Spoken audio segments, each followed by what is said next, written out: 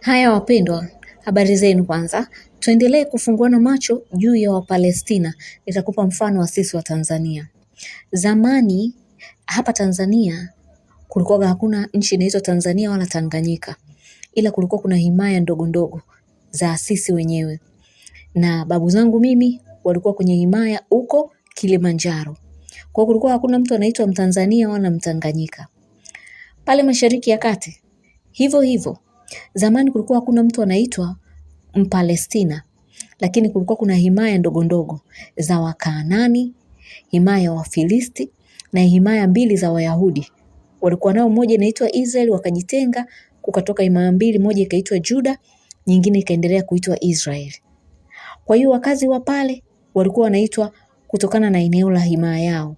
Waliokuwa wanakaa Juda walikuwa wanaitwa watu wa Juda. Waliokuwa wanakaa Israeli walikuwa wanaitwa watu wa Israeli. Na sisi zamani hivyo hivyo. Babu zangu mimi waliokuwa wanakaa katika himaya kule za Kinamangi, Kilimanjaro waliitwa kwa majina ya himaya zao. Kulikuwa hakuna Mtanzania wala Mtanganyika. Baadaye Tanzania ya leo wakoloni waliingia katika eneo letu. Wakoloni hao walikuwa Wajerumani. Wakaunganisha himaya zetu, wakatoa jina moja. Tukaitwa Germany East Africa. Pale Mashariki ya Kati wakoloni pia wakafika. Himaya ya Roma ilipofika ikaunganisha yale maeneo ya Wayahudi, wakapaita Palestina. Mkoloni wetu wa mwisho akawa Mwingereza, akatuita Tanganyika. Na mkoloni wa mwisho wa maeneo yale ya Israeli na Palestina alikuwa Mwingereza, akaendelea kupaita pale Palestina. Vile vile jina alokuta limebatizwa na mkoloni Muitaliano na himaya yake ya Roman. Kutokana na hilo, kipindi hiko tayari mifumo ya serikali ilikuwa imeshaanza hii ambayo tunatumia sasa. Kwa hiyo wakazi wa maeneo mbalimbali wakaanza kuitwa kwa majina ya mataifa. Kwa hiyo sisi tukapewa uhuru, tukaanza kuitwa Watanganyika na baadaye tukaanza kuitwa Watanzania tulipoungana na ndugu zetu wa Zanzibar. Wapalestina nao Mwingereza akaanza kuwaita Wapalestina. Kwa maana hiyo leo sisi tunavyoitwa Watanzania haimaanishi kwamba ni watu wapya. Sisi babu zetu ni wale wale waliokuwa wanakaa hapa kwenye ardhi hizi ambazo zamani kulikuwa ni himaya tu na walikuwa wanaitwa majina ya himaya zao. Na Wapalestina ni wale wale ambao babu zao walikaaga pale pale kipindi kulikuwa hakuna eneo linaloitwa Palestina, ila kulikuwa kuna himaya zao za mababu zao, himaya ya Juda na himaya ya Israeli.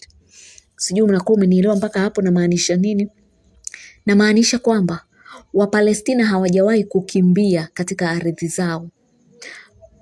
Wakoloni wote walioenda kuwatawala waliwakuta pale na wakawatawala na wakawaacha pale. Kama sisi, mimi babu zangu hawakuwahi kukimbia Kilimanjaro. Wakoloni walipokuja Waingereza, Wajerumani waliwakuta pale, wakatutawala, wakatuacha hapa.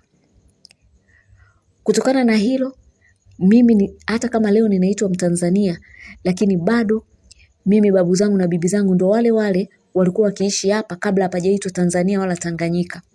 Wapalestina hata kama leo wanaitwa Wapalestina, lakini babu zao na bibi zao ndo wale wale waliokuwa wanaishi pale kabla hapajaitwa Palestina. Kwa hiyo leo hii haya majina ya kisiasa ambayo yalikuja baadaye kutokana na ukoloni na pia kutokana na mifumo mipya ya serikali yametufanya sisi tuitwe majina tofauti, lakini haitufanyi sisi tusiwe na uhalali katika ardhi za babu zetu. Hivyo hivyo na Wapalestina.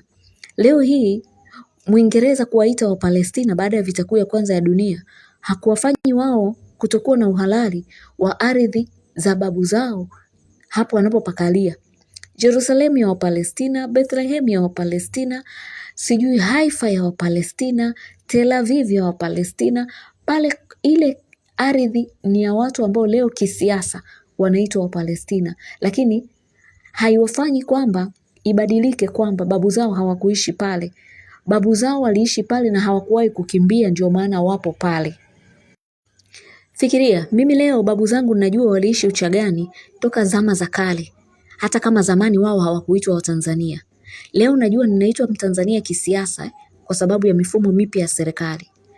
Waje watu wengine kutoka mahali sehemu nyingine huko duniani wafike hapa waseme nao walikaaga hapa, alafu waniambie mimi sio mwenye ardhi, ila wao ndio Watanzania original wenye ardhi, kwamba wao hii ndio ardhi ya babu yao.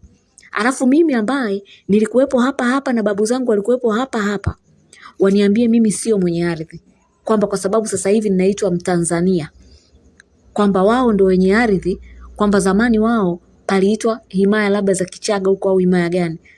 Ni kitu ambacho kinashangaza sana. Umenielewa?